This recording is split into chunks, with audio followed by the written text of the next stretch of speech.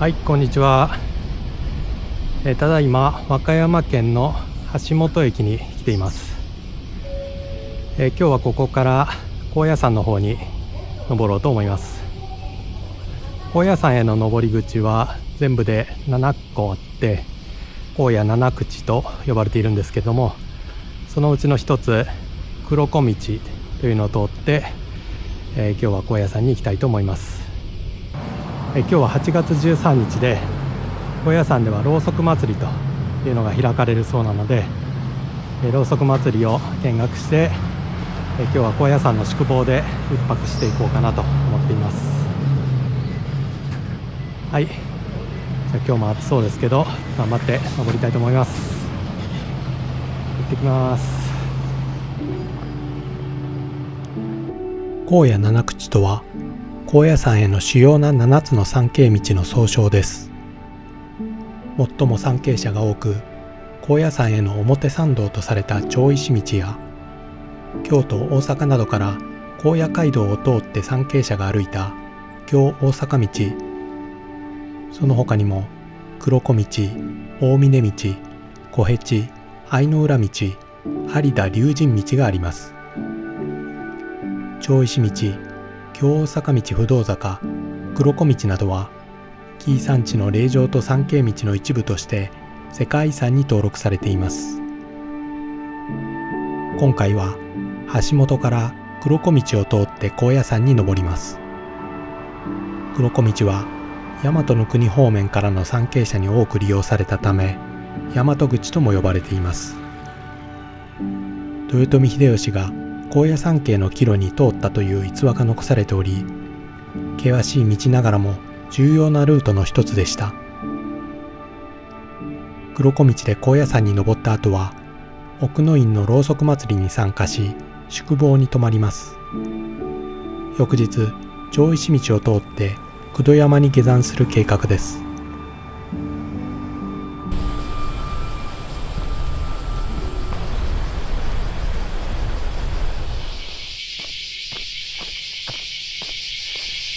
はい、こちらが黒子道の起点となります道標がありました。1番です。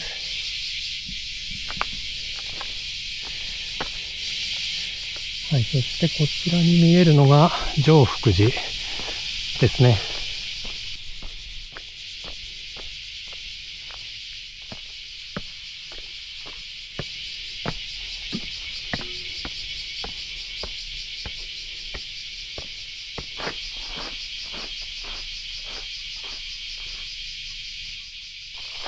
はい、そして高野七口にもT字と一緒に同じようなスタンプがあります。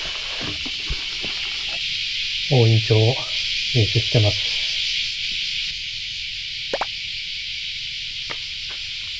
はい、常福寺のスタンプゲットしまし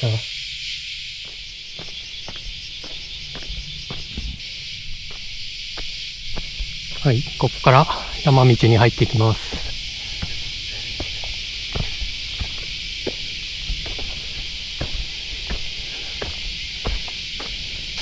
いきなり急登です。結構今日蒸し暑くて、まだそんなに時間経ってないんですけど、汗がだらだら出てきます。山登るのも結構久々なんで、無理せず今日はゆっくり行こうと思ってます。はい、黒子道の道標2番がありました。500メートルおきにこれが立ってるんですけど、結構もう最初の500メートルで疲れてしまいました。いけるのかなこれ。民家の裏あたりを通ってるんですけど、こちらで合ってるんでしょうか。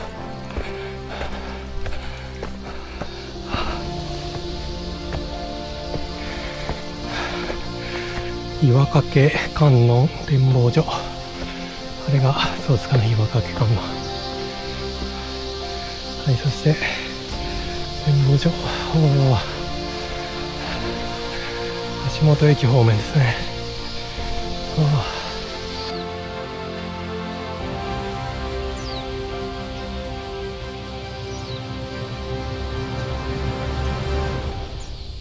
橋本駅から 2.5 キロぐらいしか歩いてないんですけど、もうすでにバテてます。暑さが尋常じゃないですね。今日ちょっと高野山までたどり着く自信がないです。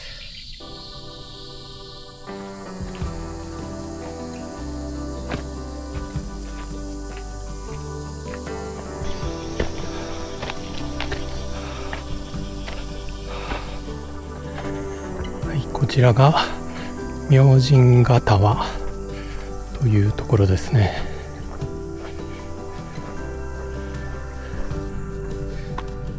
矢印は左になってるけど、こっちでいいのかな。なんかだいぶ下ってるけど、地図を見ると、さっきのところが最初のピークだったようで、一度下ってまた登るという感じです。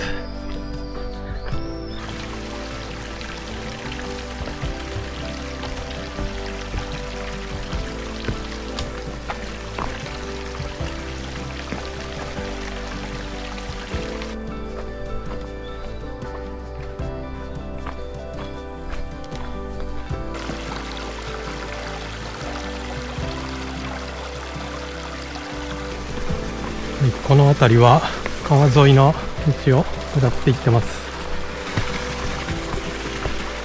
木の橋が滑りそうで怖いんですけど。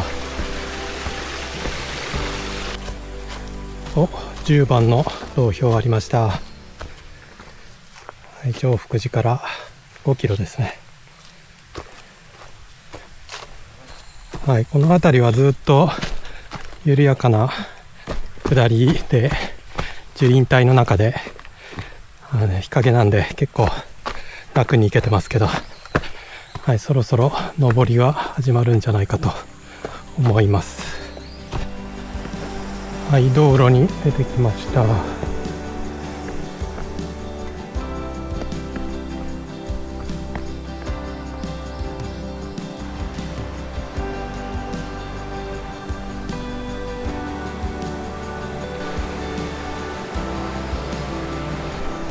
はい、橋を渡ってからはずっと上りが続きます。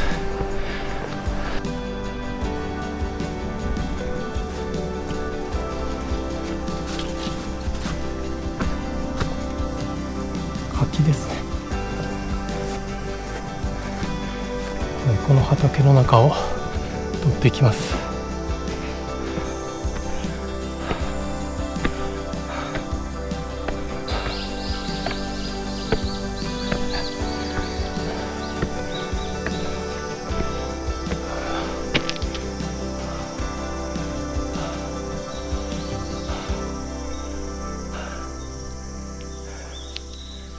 はい、さっきからずっと同じような景色のところを登っています。はい、全然終わりが見えないです。もう風がないんで、汗が本当にじわじわ出てきて、体力を奪ってきます。ベンチがあります。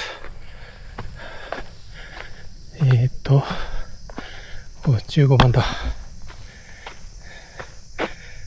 小学校まで 2.1 キロ。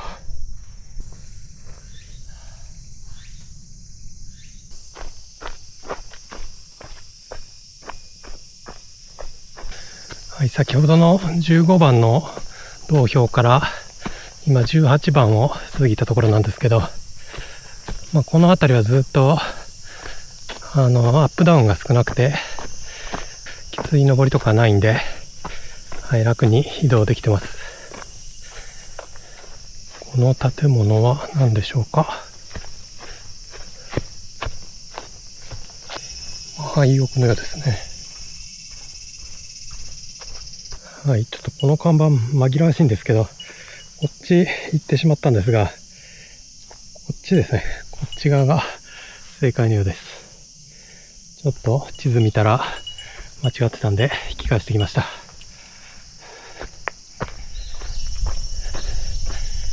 い、19番です。こちらが小学校跡ですね。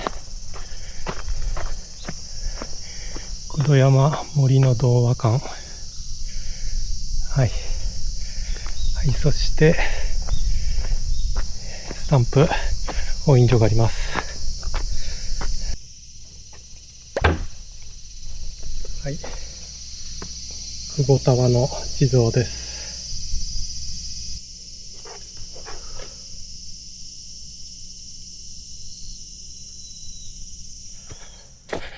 はい、登りが始まりました。ここから小杉峠まではずっと登りですね。はい、23です。小杉峠までが26なんで、あと3つですね。1.5 キロ。もうこのちょっと急登がやばすぎる。もうちょっとしんどすぎです。はい。はい。奥の院。こっちですね。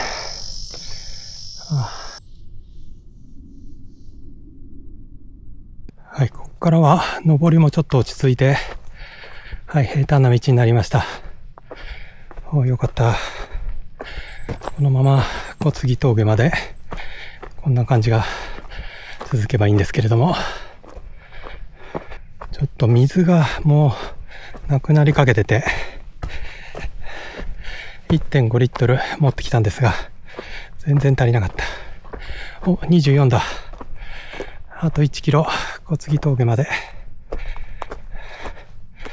23から24がめっちゃ近かったような気がするけど、まあいいや。もうすぐです。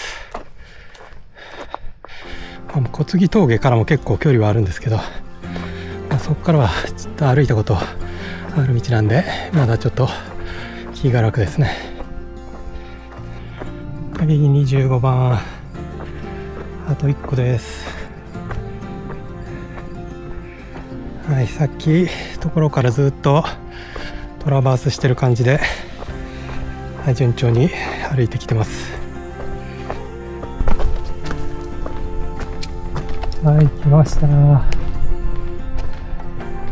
26番。横道の東京のラストです。はい、26番。そしてここが小杉峠ですね。小杉地蔵があります。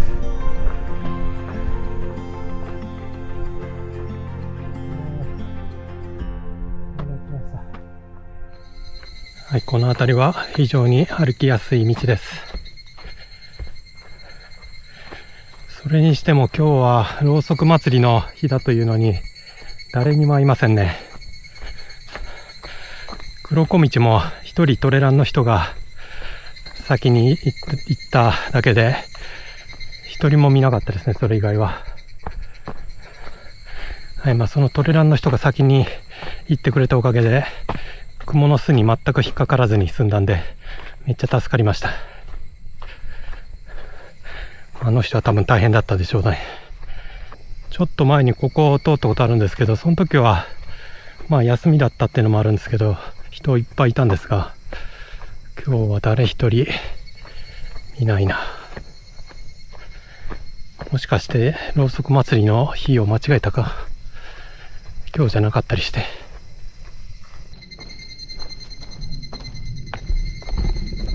こちらが一本杉です。はい、わかりますかね、このでかさ。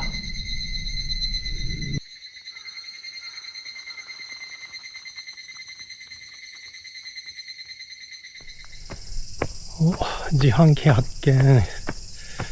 なんとか水が手に入りました。やったー。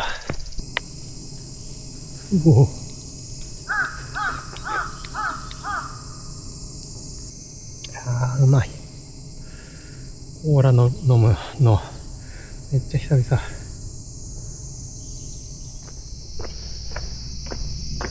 高野山ろうそく祭り8月13日、今日ですよね。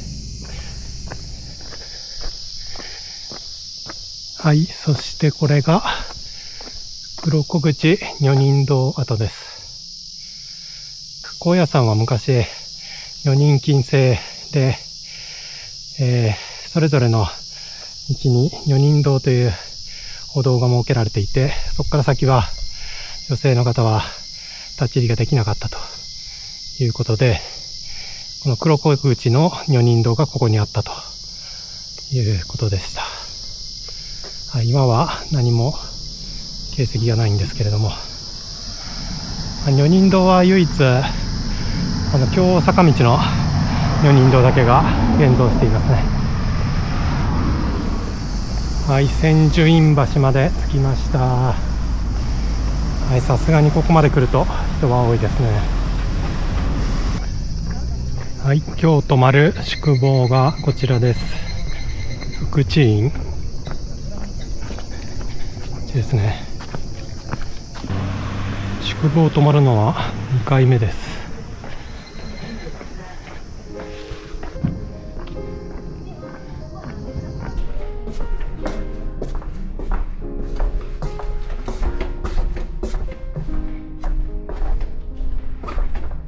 こちらですね。4番。もうすでに。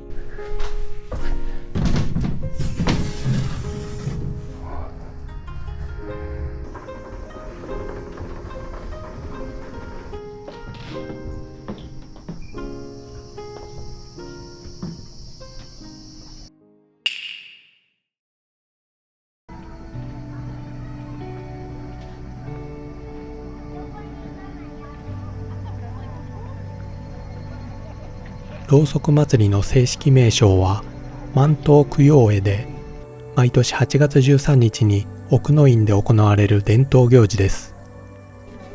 2キロにわたる参道の両脇に約10万本ものろうそくが灯され、ご先祖や奥の院に眠る霊を供養します。現在のろうそく祭りは約100年前に始まったものですが、火は1000年以上続くお照の一灯から取られており、その火を絶やさず受け継いでいます。ろうそくは参道の各所で無料で配布されています。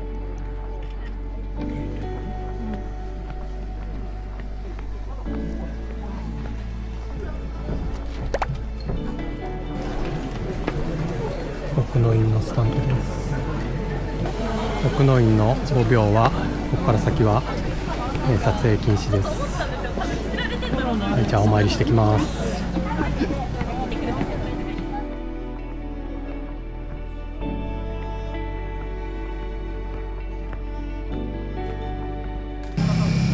奥の院かなり長くて5秒まで行って戻ってくるのも結構大変でした。じゃあこれから宿坊に戻って温泉に入って休みたいと思います。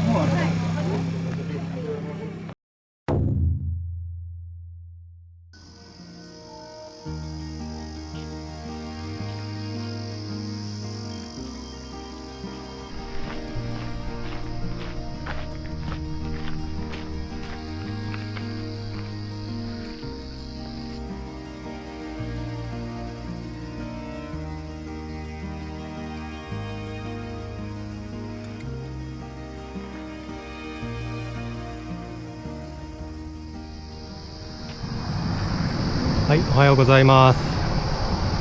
昨日は宿坊に宿泊しました。そこから今日朝歩いてきて、大門まで来ています。はい、こちらです。はい、今日は大門から、町石道というのを通って、九度山まで降りようと思います。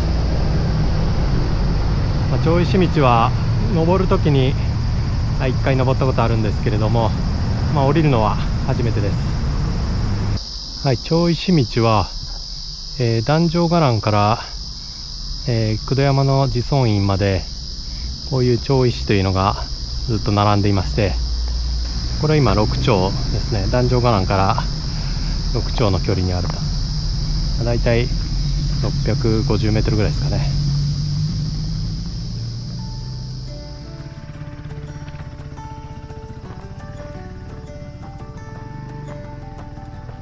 町石道は九度山町の自尊院から壇上伽藍奥の院までを結ぶ約24キロの参詣道で、高野山の表参道として知られています。平安時代の高野山開創当時から信仰の道とされ、最初は木製の外場が道しるべとして建てられましたが、鎌倉時代に20年の歳月をかけて石造りの五輪塔型の町石に整備されました。町石は一町ごとに高さ3メートルの石柱として建てられ、自尊院から壇上伽藍まで180基、さらに奥の院まで36基、合計216基が設置されており、そのうち179基については鎌倉時代のものが残っています。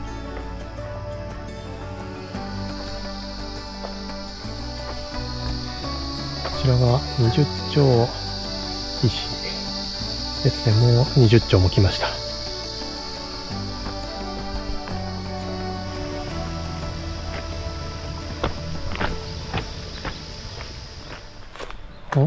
通行止めと書いてありますね。はい、迂回路を通っていきます。ですね、車道に出るみたいですね。この階段が地味に辛い。ずっと下りばっかりだったんで、上りは久々です。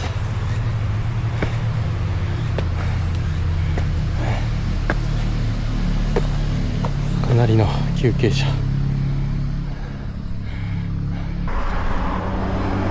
よし、はい、車通りが多いんで気をつけないといけないです。はい、樹林帯の中は結構涼しかったんですけど、こう日の当たる場所に来るとやっぱり暑いですね。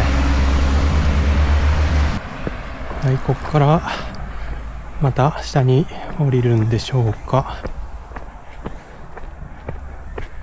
そうですね。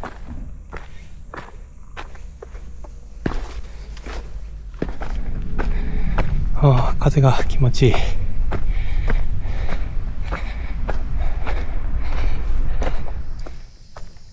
はい、こちらが押上石という石で、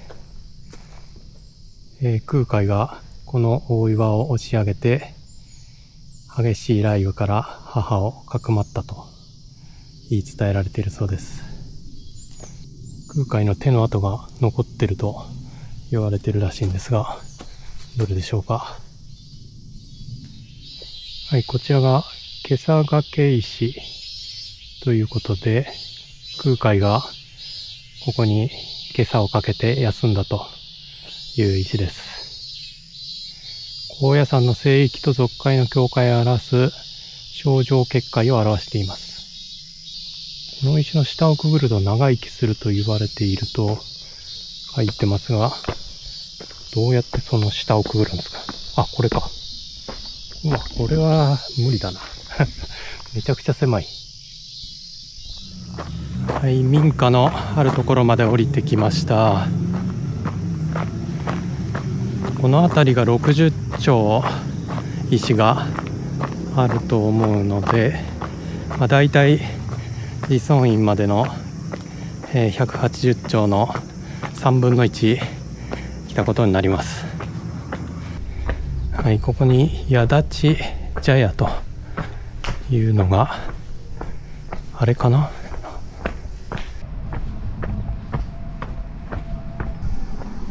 はい、そうですね。ここにスタンプ押印所があります。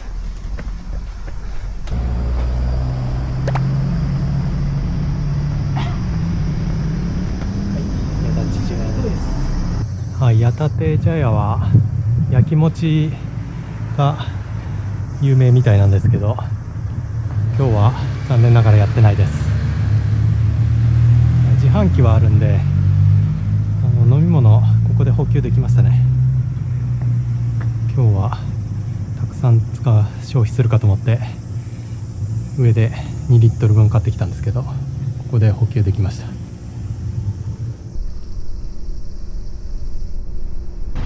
矢立茶屋のすぐ近くに60丁の町石がありました。は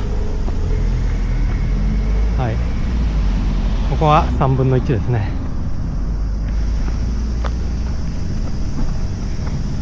あそこにトイレもありますね。はい、じゃあここから上りですね。上り嫌だな。はい、こちらが90丁の町石です。全部で180なんで、ここがちょうど真ん中ということになります。はい。だいぶ標高が下がってきたんで、蒸し暑くなってきて、結構汗がだらだら出てきてます。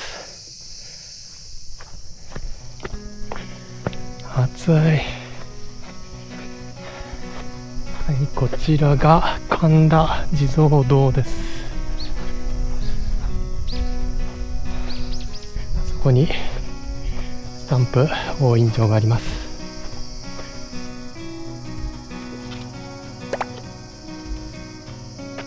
はい、神田地蔵堂です。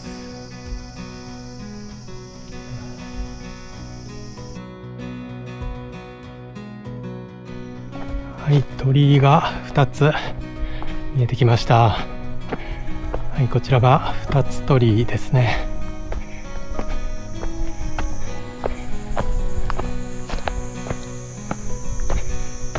ちょっと木があって景色はいまいちです。こっちから見えるのかな。あっちに展望台がありますね。こっちはよく見えます。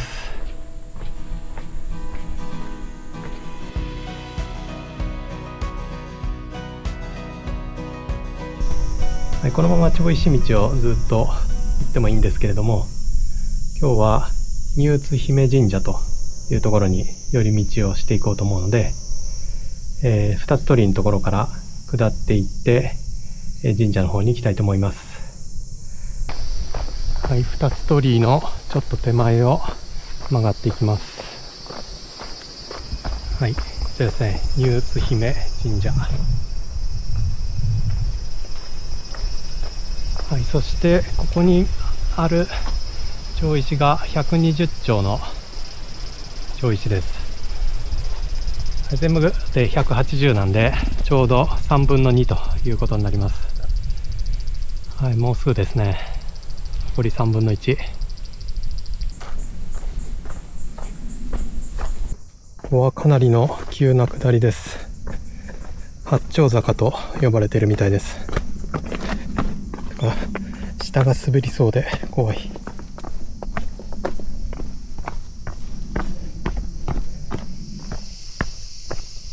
はい、下まで降りてきました。もう遮るものが何もないからめちゃくちゃ暑いです。はい、新津姫神社はどこでしょうか。はい、日傘を持ってきてたことを思い出して、今日傘差しました。これはかなりあるのとないのとじゃ全然違いますね。よかった、一応持ってきといて。なんかお店もあるみたいですが、今日は閉店しているようです。はい、こちらですね。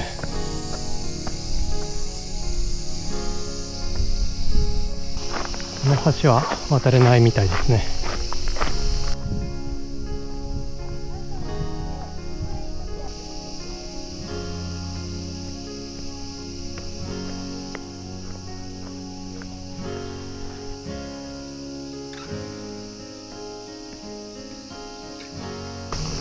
はい、そしてこちらにスタンプ押印所があります。これをしたいがためにここに寄り道したということですね。はい、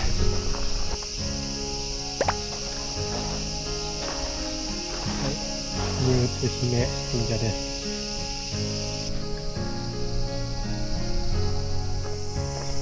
はい、こちらから六本杉方面に向かいたいと思います。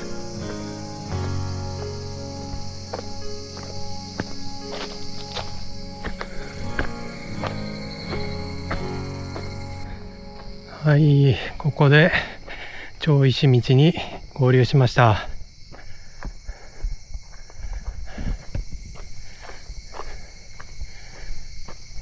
そうですね、こっちから来てこっちに行くのかな、町石道は。そうですね。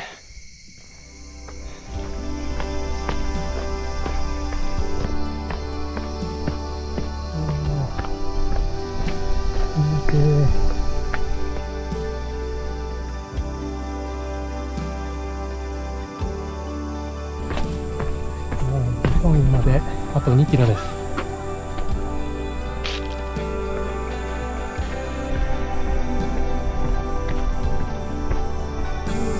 163丁。いつの間にか160丁を超えてます。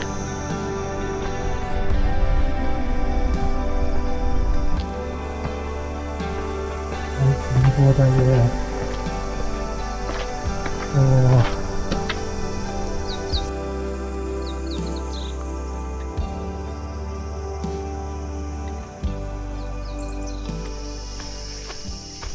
はい、こちらが170丁です。ついに来ました。残り10です。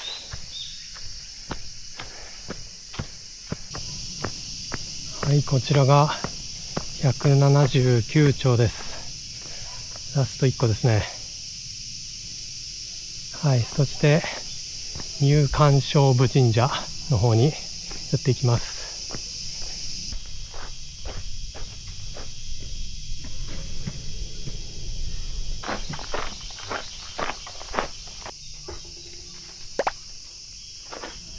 入関勝部神社です。階段がすごい。これはなかなかラストにしてはハードです。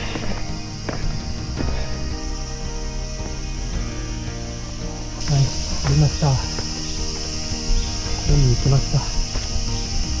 180丁の町石です。はい、そして最後、こちらが義尊院ですね。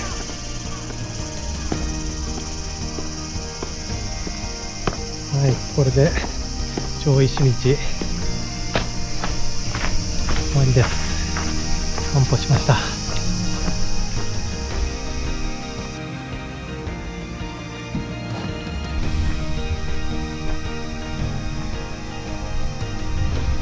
い、そしてラストのスタンプがこちらです。はい、義尊院スタンプをしました。